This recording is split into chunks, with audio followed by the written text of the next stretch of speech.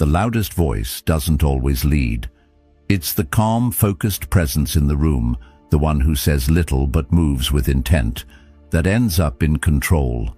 In a world that never stops talking, there's something powerful about the person who knows when to stay quiet. They're not avoiding the spotlight. They're sharpening their edge. They're watching, calculating, holding their fire until it actually counts. That's not weakness.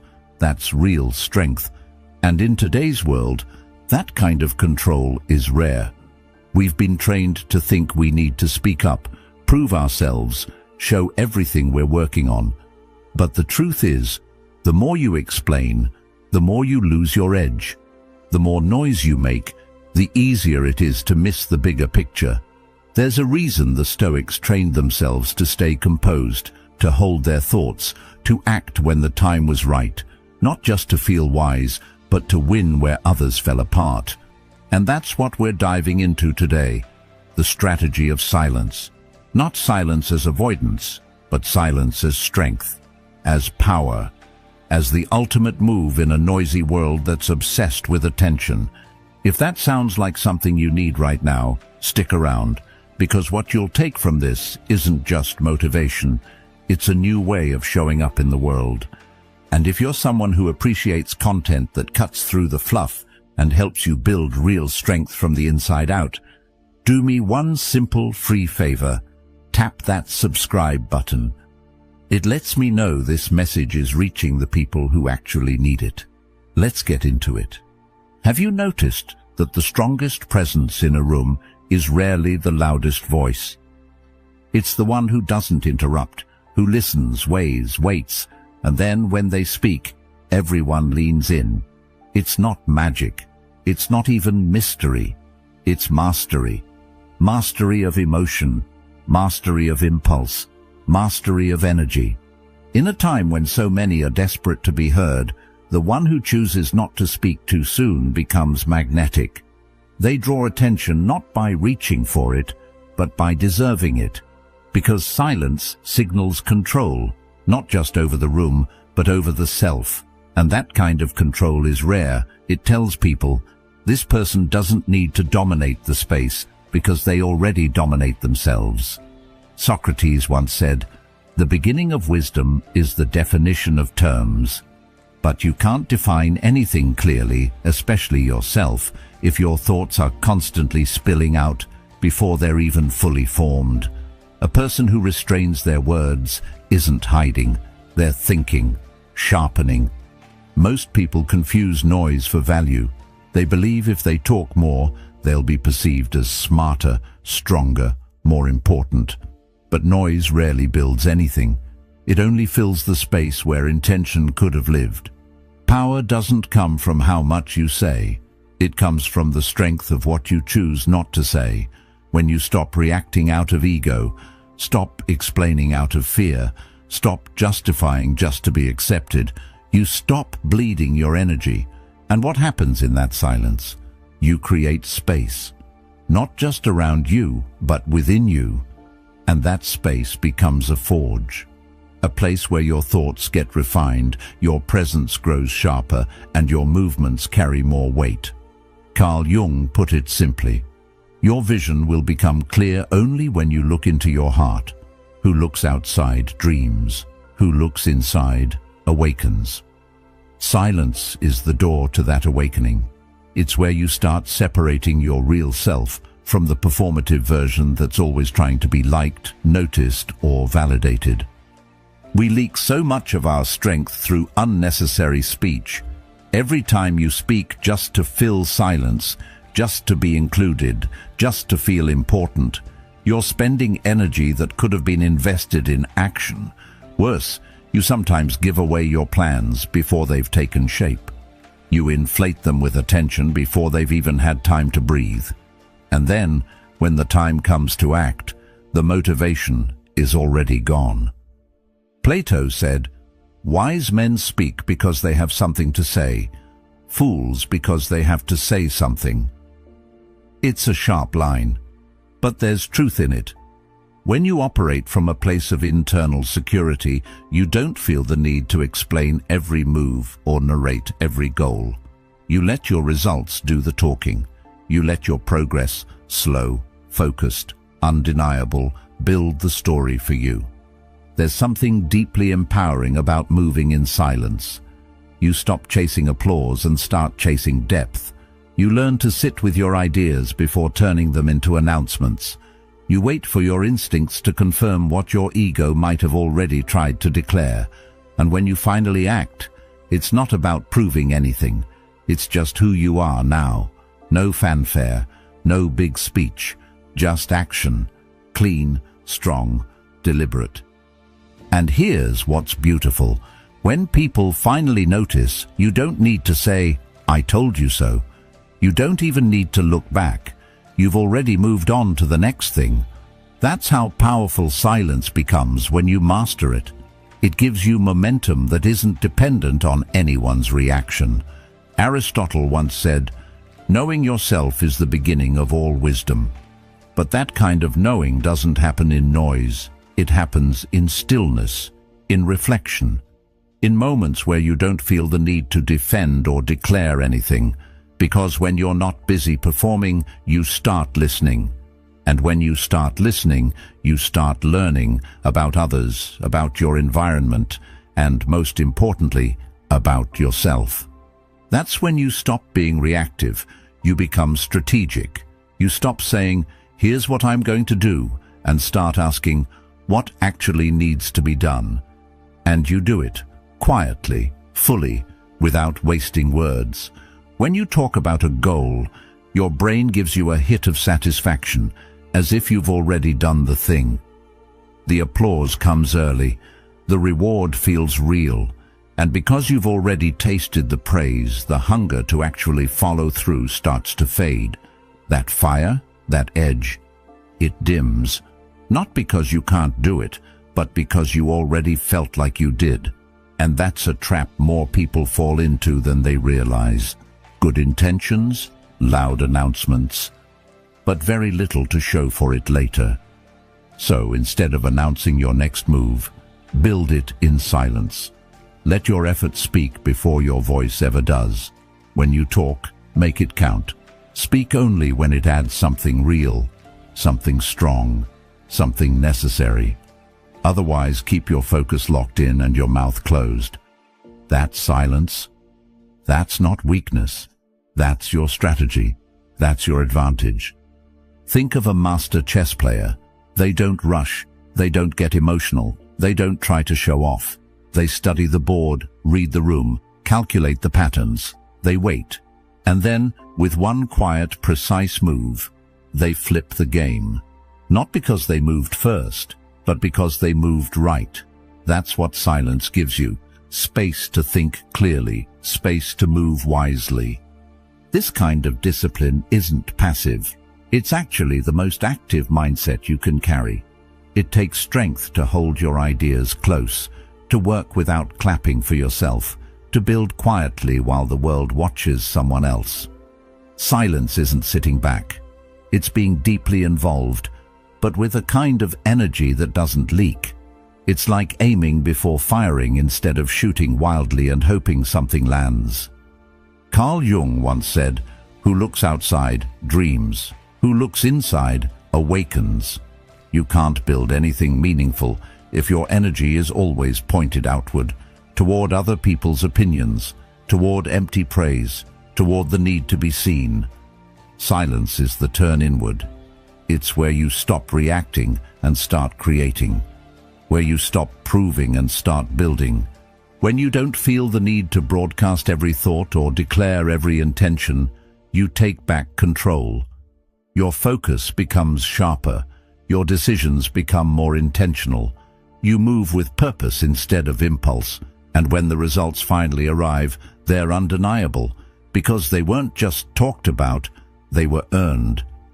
Plato believed that the measure of a man is what he does with power, and true power begins with self-control, not just over what you do, but over what you say, over what you reveal, over how much of yourself you give away before the work is done. Every time you speak, you give people a piece of your inner world. So why not wait until it's something worth handing over? This isn't about secrecy or paranoia. It's about energy, focus, direction. The quiet builder will always outlast the noisy dreamer, because while one's talking, the other's stacking bricks. While one's gathering likes, the other's gathering leverage. Silence keeps your goals clean, your vision tight, your mind free of the clutter that comes with over-explaining or oversharing. You protect the seed while it's growing. And when it blooms, when the thing you built starts to show, it doesn't need an introduction. People feel the weight of it. They know something serious has happened, and they'll look back and realize you never even said a word. That's what makes silence powerful. It's the discipline to move without noise, to aim without warning, to build without applause, and to win without needing to shout about it. Because real power never begs to be noticed. It just arrives and changes everything. The greatest innovators, leaders, athletes, and creators all share something that isn't always obvious at first glance. They weren't built in the spotlight. They weren't shaped by applause or likes or headlines.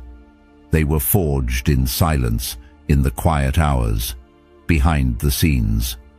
While the world watched someone else, they were building, practicing, refining, not waiting for permission, just preparing for the moment their opportunity would come. And when it did, they didn't flinch. They didn't panic. They didn't need to catch up.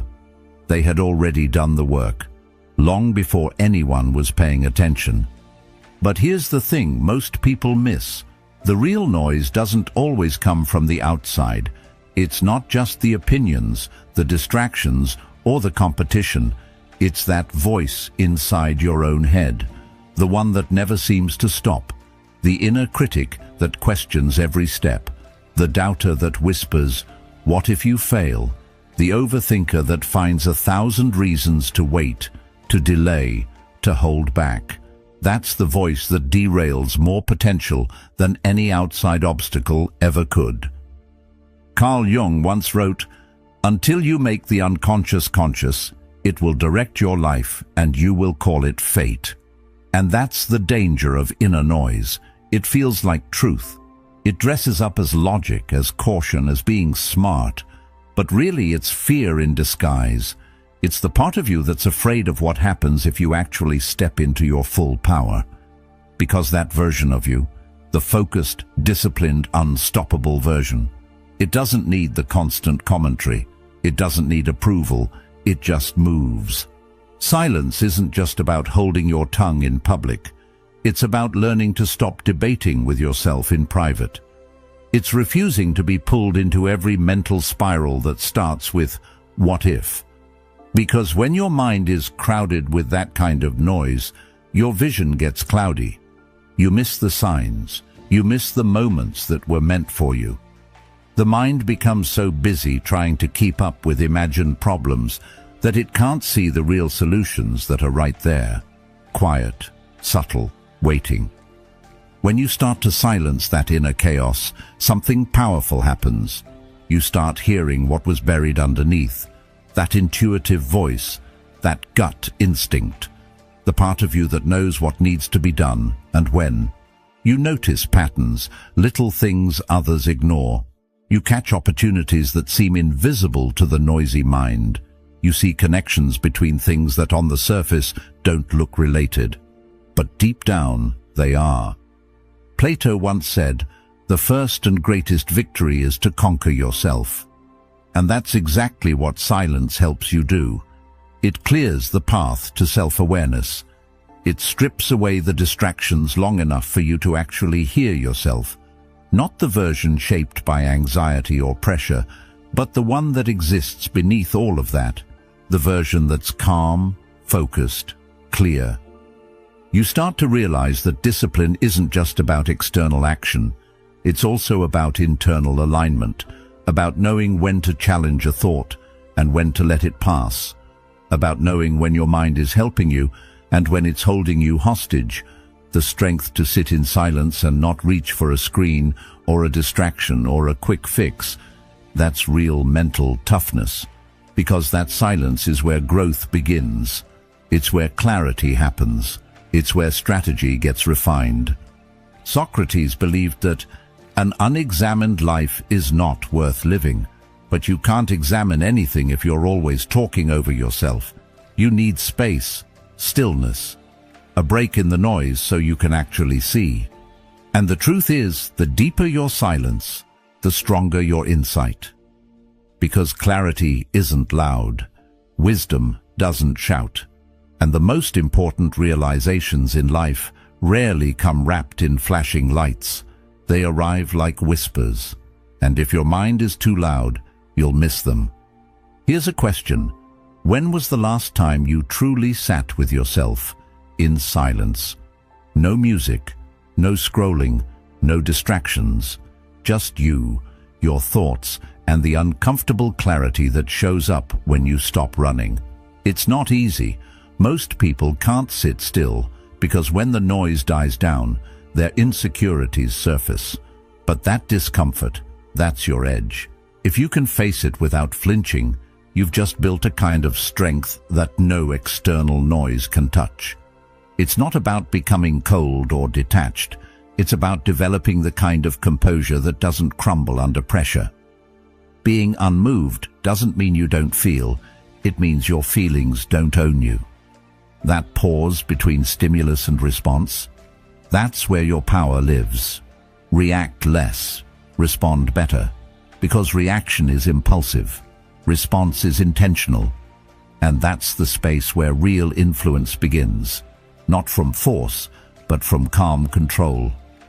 Leadership, in its truest form, isn't about volume. It's not about having the last word or speaking the most often. It's about presence.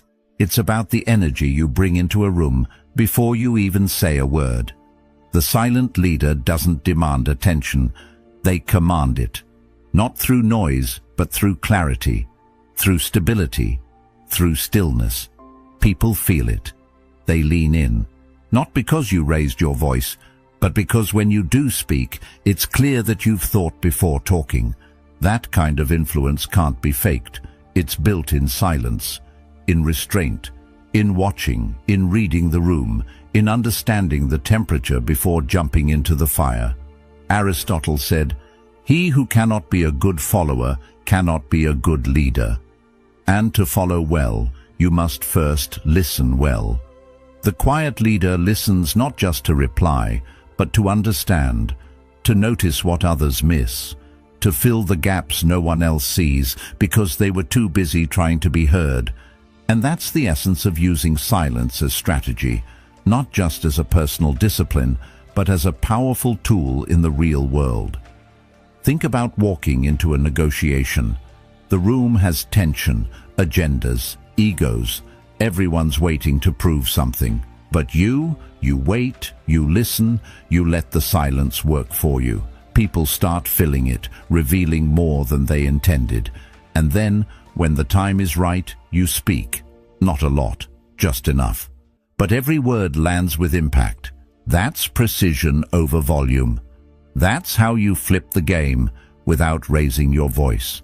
And it doesn't just apply in business or meetings. It applies to your personal goals, your projects, your growth. How much time gets wasted chasing everything that looks like progress but adds nothing to your path?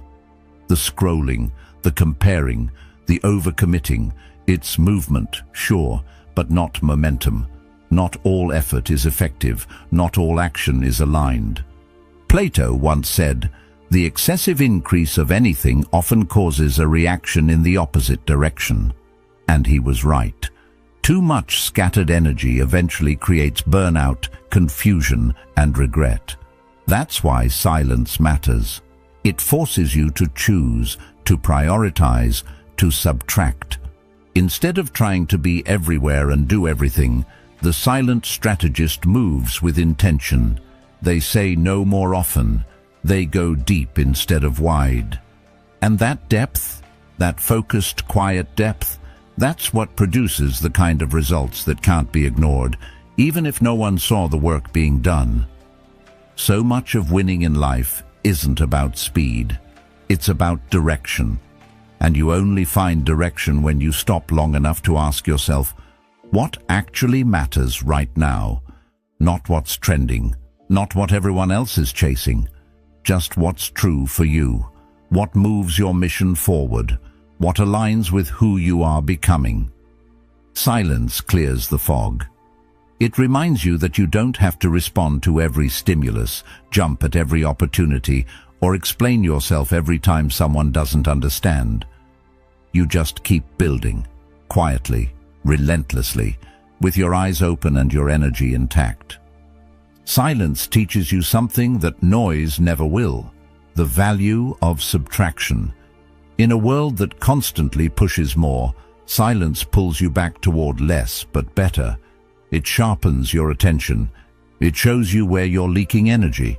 Because every time you say yes to something meaningless, something shallow or out of alignment, you are by default saying no to something that does matter, something real, something that could have changed your life if only you had saved your time, your focus, your energy. And that's why focus is so rare. Not because people don't want it, but because they're too distracted to realize what they're giving up. In a culture overloaded with options, the person who can strip things down to what truly counts has the edge. That edge doesn't come from knowing everything, it comes from knowing what to ignore. But subtraction doesn't only matter when you're feeling strong, it matters even more when doubt creeps in. When you're in that foggy place, unsure of your next step, when clarity feels just out of reach.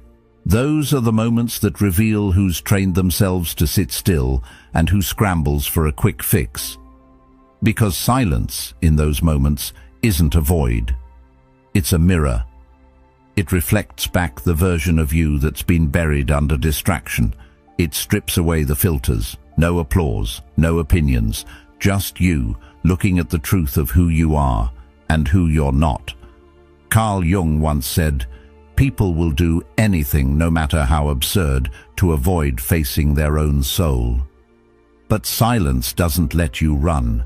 It holds you in place until you come clean with yourself. And that's not weakness. That's the starting point of real strength. Because clarity doesn't come from more input. It comes from slowing down, from cutting the noise, from finally hearing your own voice without distortion. And here's something most people miss. Even in movement, silence plays a role. Not everything loud is productive. Not every action needs to be broadcasted. You can be in motion and still be rooted in quiet. In fact, the most effective action often grows out of stillness. That's where strategy lives. That's where timing sharpens. That's where your moves become deliberate instead of reactive. Plato said, "The measure of a man is what he does with power." And one of the greatest forms of power is the ability to pause, to act with precision, not just to move, but to know why you're moving and toward what. You don't build a life that matters by sprinting after everything that glitters. You build it by knowing what to chase and having the discipline to stay locked in when the world is trying to pull you in 10 different directions. That's the beauty of silence. It slows the world down just enough for you to get honest. And in that honesty, you find alignment.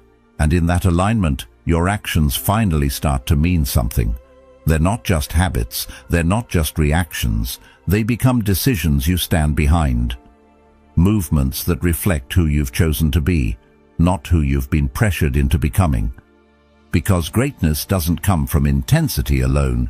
It's not about how loud or fast or aggressive you are. It comes from clarity, from knowing where you're going and why. And clarity only shows up when you stop trying to outrun the noise and start listening beneath it. So even when you're taking action, even when you're building, pushing, creating, carry silence with you. Not as absence, but as awareness, as depth, as that steady internal compass that reminds you, You don't need to be loud to be powerful. You don't need to be seen to make progress. You just need to be clear. Clear on what matters, clear on who you are, and clear on where you're going. Some people move just to say they're moving.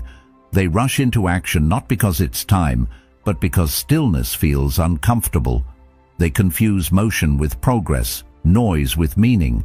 But there's a different kind of power, the one that comes from strategic patience, waiting not out of fear, but out of wisdom. Sitting still, not because you're uncertain, but because you know the moment hasn't come yet. And when it finally does, you don't flinch, you don't stutter, you strike. That's a different level of discipline. To know how to act is one thing, but to know when, and to wait until that moment, without folding under pressure, that's real strength. Because when you act from a place of stillness, your movement is clean. There's no hesitation, no need to explain it to anyone. You're not looking for approval. You're not asking for permission. You're just ready. And when it's time to go, you go all in. No hedging, no second guessing, no extra commentary to soften the blow or gather applause. You just move with full force, full clarity, full conviction. That kind of action, rooted in silence, refined in discipline, it doesn't just make a dent, it leaves a mark, it lands, and more importantly, it lasts. That's the kind of impact most people miss, because they're too busy chasing attention. They want to be seen, heard, celebrated. But here's the truth. Fame is loud and temporary. It requires constant noise to stay alive. It feeds off attention, and when the spotlight moves on, so does the relevance. But legacy? That's different. Legacy doesn't beg to be seen. It builds while the world is distracted. It grows in the background during the early mornings and late nights when no one's watching. Carl Jung once said, "Your vision will become clear only when you look into your heart. Who looks outside dreams. Who looks inside awakens." And that awakening, the one that drives real, meaningful work, it rarely happens under bright lights. It happens in silence, when you're alone with your thoughts, when you're building without praise, when you keep showing up day after day, even when there's no recognition. That's where legacy starts. Aristotle believed that we are what we repeatedly do. Excellence, then, is not an act, but a habit. Legacy is built from those habits, from that consistency, from the moments that don't make headlines, but form the foundation of something unshakable, something you can be proud of, not because it got noticed, but because it meant something. And when you live like that, focused, patient, grounded, you stop worrying about being remembered. You start focusing on being real, being useful, being true. That's the kind of work that survives trends, outlives hype, and speaks long after you're gone. Because it was never about being known. It was about making something worth knowing. Because the most powerful people aren't remembered for how loudly they spoke. They're remembered for the impact of what they built in silence. Their influence wasn't made through noise. It was carved into the world through consistent, disciplined work that didn't ask for attention but earned respect. They didn't perform for the crowd. They prepared for the moment. And when it came, they didn't need to announce themselves. The world noticed anyway. So maybe it's time to flip the script. What would your life look like if you stopped explaining and started executing? If you didn't need to share every plan, every goal, every move, because you were too busy making them happen? What if you spent less time reacting and more time watching, not watching out of fear or hesitation, but with the steady eye of someone gathering data, patterns, insight? Because sometimes the best move isn't the loud one, it's the informed one, the move that's made at the right time, with the right knowledge and the right intention behind it. Plato once said, "Wise men speak because they have something to say, fools because they have to say something." And there's something freeing about realizing you don't have to say much. Not because you don't have something to say, but because your focus is somewhere more valuable. On the work, on the vision, on building something that doesn't need constant explanation to matter. And when you stop trying to prove, you make space to prepare. Quietly, patiently, powerfully, you start playing the long game. And that long game changes everything, because it's not driven by emotion or impulse or outside noise. It's built from clarity, and that kind of clarity comes from silence, not the kind that hides, but the kind that sharpens. Let your work do the talking. Let your decisions speak for you. Let your consistency become your legacy. You don't need a megaphone when your results carry weight. In fact, the louder you try to be, the less space you leave for others to actually feel your presence. When you move with intention, people feel it without needing an explanation. Carl Jung believed that a man who has not passed through the inferno of his passions has never overcome them.